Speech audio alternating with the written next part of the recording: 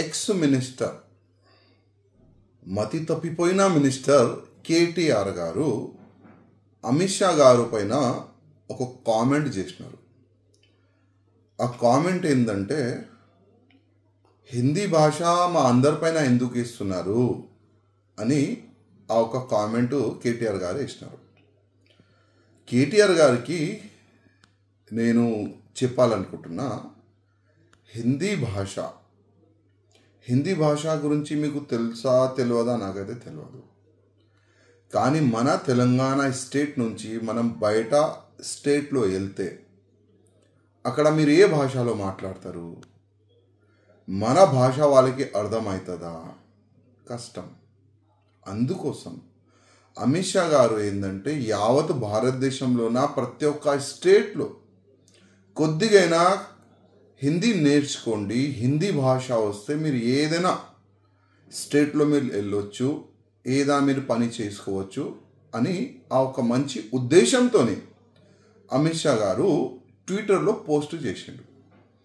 కానీ ఇప్పుడు కేటీఆర్ గారి దగ్గర పని లేదు కదా, ఆయన గవర్నమెంట్ కూడా వెళ్ళిపోయింది, పని పాట లేదు, ఏదో ఒక సబ్జెక్ట్లో మీడియాలో ఉండాలి, ప్రింట్ మీడియాలో ఉండాలని ఒక చిన్న ఆలోచన. ఎందుకంటే అప్పుడు ఆయన మినిస్టర్ ఉన్న సమయంలో ఇట్లాంటి సబ్జెక్ట్ పైన ఆయన దృష్టి పెట్టలే.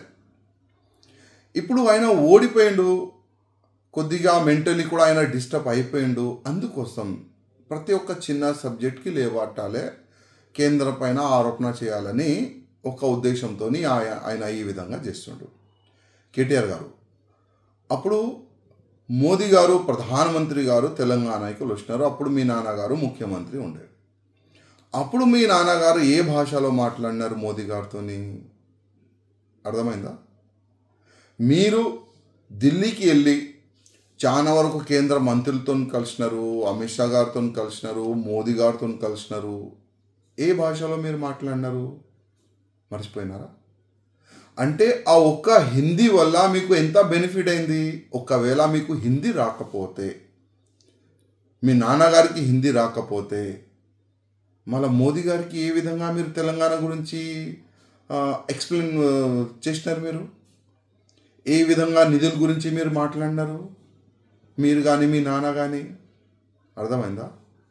అందుకోసం అమిత్ షా గారు ఒక మంచి మనసుతోని, ఒక మంచి ఆలోచనతోని హిందీ కూడా నేర్చుకుంటే బాగుంటుందని ఒక కామెంట్ చేసినారు కేటీఆర్ గారు. ఇవాళ చాలా వరకు ఇష్యూస్ ఉన్నాయి, మేము చూస్తున్నాం. ఈ కామెంట్లు ఇప్పుడు కాంగ్రెస్ పైన మంచి కామెంట్లు ఉన్నాయి మీది, మీరు మంచి ఫైట్ చేస్తున్నారు.